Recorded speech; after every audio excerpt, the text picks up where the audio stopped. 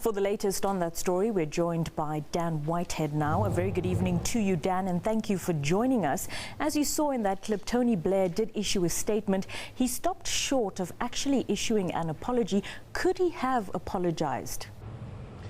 Well, yes, that was interesting, and many people were wondering whether or not the former Prime Minister would apologise. Who did apologise is the current opposition leader, Labour leader Jeremy Corbyn, who said that, who met shortly after Tony Blair spoke with some of the families of those victims, and said that he was sorry for what the Labour Party at the time did. Of course, Jeremy Corbyn and Tony Blair are not fans of each other, and Jeremy Corbyn, throughout the preparation for the Iraq War, was a staunch anti-war campaigner and remains so. But I mean, you could hear from Catherine's report there, and Tony Blair emotional during that grueling over 2 hour press conference where he answered a lot of questions from journalists.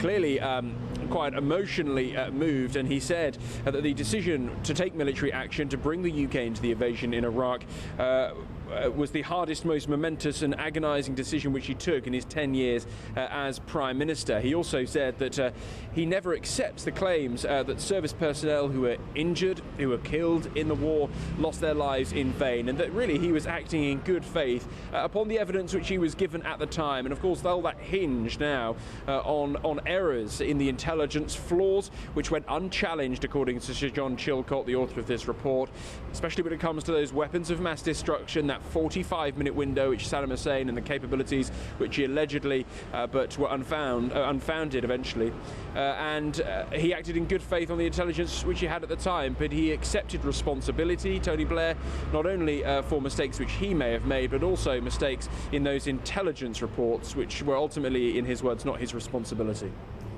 Is Tony Blair likely to suffer more than reputational damage?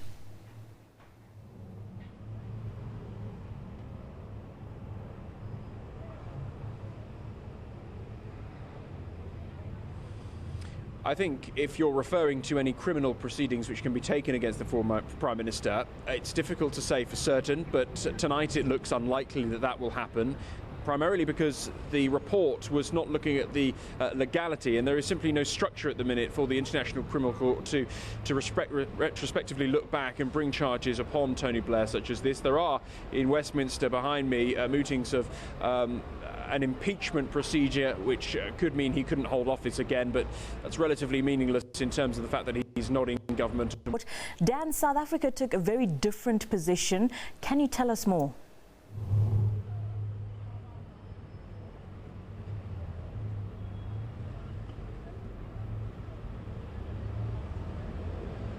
Yes, absolutely. And at the time, Tony Blair, of course, as I was saying, was facing calls from world leaders, including the current South African president at the time, Thabo Mbeki, who was urging not only Prime Minister Tony Blair, but the former US President George Bush not to intervene in Iraq, not to start a war, and reports that actually Mr. Mbeki was offering to be an intermediary between Saddam Hussein and the Western coalition to try and resolve this without military action. So there were international calls for this war not to take place, and that is the stem of the Chilcot report today, saying that actually the evidence and the intelligence which led to the decision for the UK's involvement was flawed, and it went unchallenged. And actually Sir John Chilcot saying that all peaceful means of disarmament were not followed through, and that actually military action was not the last resort, despite it being taken. So there were criticisms also against the fact that the UN inspections, the weapons inspectors, did not have time to finish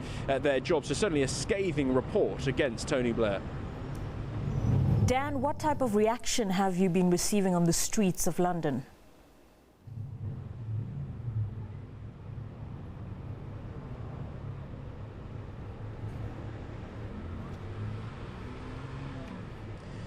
Well, in Parliament Square, where I'm stood here throughout the day, there have been a number of anti-war protesters, as were expected. This is their day. This is what they have been waiting for. 13 years since this war began, 7 years since this inquiry first started. They are not happy because they want to essentially see Tony Blair face war crime charges. that is a different question as to whether or not that will ever happen. But the families of the loved ones still believe that Tony Blair is a terrorist himself. And I must admit, Tony Blair says that there are, of course, always people who will want to see him face prosecution, face charges for this. And of course there are many people who will not be happy simply with an inquiry, despite how far-ranging it is. However, the reaction among those protesters remains angry and will so, of course, for some time, unless they see someone take that responsibility in terms of a criminal sense.